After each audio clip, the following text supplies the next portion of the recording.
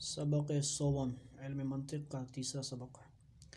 نظر و فکر و منطق کی تعریف اور منطق کی غرض و موضوع دو یا زیادہ تصور کو آپس میں ملا کر کسی نامعلوم تصور کو حاصل کرتے ہیں، یعنی ان نون مجہول تصور کو حاصل کرتے ہیں، نامعلوم کو، ٹھیک ہے جی۔ جیسے مثلاً ہم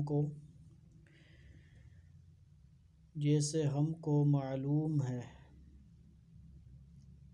جیسے ہم کو حیوان کا علم ہے، جیسے ہم کو حیوان پتہ ہے کہ حیوان کیا ہوتا ہے، اور ناطق کا پتہ ہے، ناطق کا مطلب ہوتا ہے بولنے والا، تو دونوں کو ملایا تو حیوان ناطق ہوا۔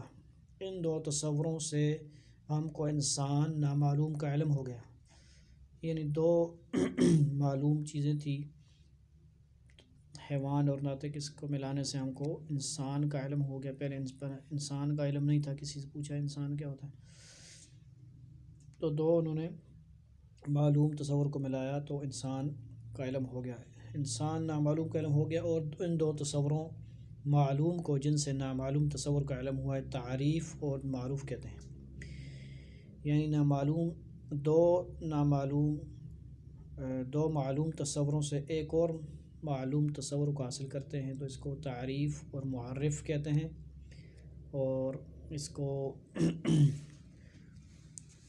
تعریف بھی کہتے ہیں، معرف بھی کہتے ہیں، اور قول شارح بھی کہا جاتا ہے۔ تین نام ہو سکتے ہیں، تو تعریف نام لے سکتے ہیں، یا معرف یعنی تعریف کرنے والا، یا اس کی تعریف، ٹھیک ہے۔ اسی طرح دو یا تصدیق یا زیادہ کو ملا کر کسی نامعلوم تصدیق کو معلوم کرتے ہیں، جیسے ہم کو یہ بات معلوم ہے کہ انسان جاندار ہے، اور یہ بھی علم ہے کہ ہر جاندار جسم والا ہے۔ ان دونوں باتوں کو ہم نے ملایا تو ہم کو اس بات کا علم ہوا کہ انسان جسم والا ہے، اور ان دو تصدیق معلوم کو جن سے نامعلوم تصدیق حاصل کرتے ہیں دلیل اور حجت کہتے ہیں۔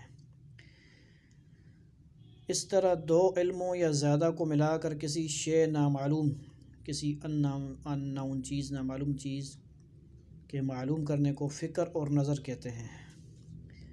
کبھی اس ملانے اور ترتیب میں غلطی بھی ہو جاتی ہے، ایسی غلطی کی اصلاح جس علم سے ہو وہ منطق ہے۔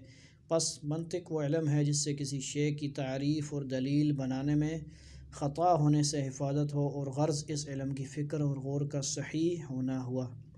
اس کے بعد یہ سمجھو کہ جس شے کے حالات سے کسی علم میں بحث ہو وہ شے اس علم کا موضوع ہے۔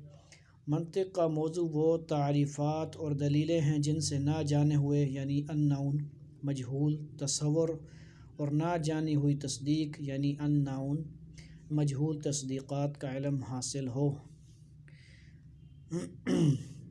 نظر اور فکر کی تعریف کرو۔ سوالات ہیں جی، سوالات میں کیا ہے؟ نظر اور فکر کی تعریف کرو، منطق کی تعریف کرو، منطق کی غرض کیا ہے، موضوع کسے کہتے ہیں، منطق کا موضوع کیا ہے، تو یہ سوالات کو ہم نے حل کرنا ہے۔ والسلام علیکم ورحمۃ اللہ۔